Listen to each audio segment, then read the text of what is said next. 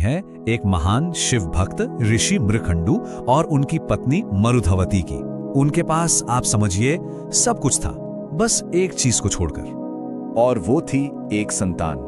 इसी चाह में उन्होंने भगवान शिव की इतनी कठोर तपस्या की, इतनी गहरी भक्ति थी उनकी कि भोलेनाथ को खुद उनके सामने आना पड़ा।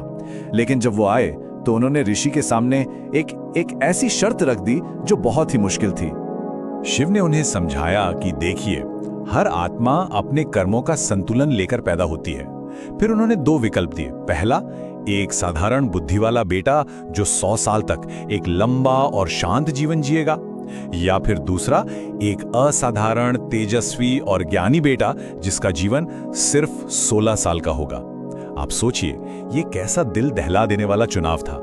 सिर्फ 16 साल। सोच कर देखिए, ये वरदान था या श्राप। एक माँ बाप के लिए जानना कि उनका बेटा बस इतनी छोटी सी उम्र तक ही उनके साथ है, ये कितना ज्यादा दर्दनाक रहा होगा। लेकिन ऋषि मृकंडो ने दिल पर पत्थर रखा और उस ज्ञानी बेटे को चुना, भले ही उसकी उम्र कम थी। और इस तरह उनके घर में उस तेजस्वी बालक का जन्म हुआ जिसका नाम रखा गया मार्कंडेय। तो समय बीतता गया, मार्कंडेय बड़े होते गए और अपने ज्ञान और भक्ति से सबका दिल जीत रहे थे। लेकिन हर गुजरने वाले दिन के साथ उनके 16वें जन्मदिन का साया, वो काला साया, और भी गहरा होता जा रहा था। और जैसे जैसे वो 16वां जन्मदिन पास आ रहा था, उनके माता पिता का दुख बढ़ता जा रहा था। उनका रो रो कर बुरा हाल था। अपने आंखों के तारे को खोने का डर उन्हें हर पल अंदर ही अंदर खाए जा रहा था। आखिरकार जब मार्कंडेय ने अपने माता पिता से उनके इस दुख का कारण पूछा और उन्हें अपनी मृत्यु का सच पता चला, तो वो छोटा सा बालक बिल्कुल भी नहीं घबराया। उसका विश्वास, उसकी आस्था अटल थी। उसने एकदम दृढ़ निश्चय से कहा, मैं उन महाकाल की शरण में जाऊंगा जिनके पास मौत के चक्र को भी बदलने की शक्ति है। और बस इसी विश्वास को लेकर वो घर छोड़कर निकल पड़े। तो मार्कंडेय एक पवित्र नदी के किनारे पहुंचे। वहां उन्होंने अपने हाथों से मिट्टी का एक शिवलिंग बनाया और बस तपस्या में लीन हो गए। लेकिन दूसरी तरफ उनकी नियति का समय अब बिल्कुल पास आ चुका था। और आखिर वो दिन आ ही गया जिस दिन मार्कंडेय 16 साल के हुए। सृष्टि के नियम के अनुसार मौत के देवता यमराज ने अपने दूतों को भेजा। देखिए, वो तो बस अपना कर्तव्य निभा रहे थे, लेकिन मार्कंडेय की भक्ति का तेज, उसका आभा मंडल इतना शक्तिशाली था कि यमदूत उसके पास जा ही नहीं पाए। जब यमराज ने देखा कि उनके दूत असफल हो गए और नियति का नियम टूट रहा है, तो वो गुस्से में अपना कालपाश लेकर खुद वहां आ पहुंचे। अब सोचिए, यमराज को अपने सामने देखकर वो बालक डर गया और डर के मारे वो उस शिवलिंग से कसकर लिपट गया। यही उसकी आस्था का आखिरी किला था। यमराज ने अपना फंदा फेंका और बस यही उनसे वो भूल हो गई जो इतिहास बदलने वाली थी। यमराज के बस उस एक कदम ने पूरे ब्रह्मांड का संतुलन हिलाकर रख दिया। उन्होंने अनजाने में ही सही, लेकिन उस शक्ति को ललकार दिया था जिसके आगे सब सिर झुकाते हैं। हुआ ये कि वो फंदा मार्कंडेय के साथ साथ उस शिवलिंग पर भी जा पड़ा।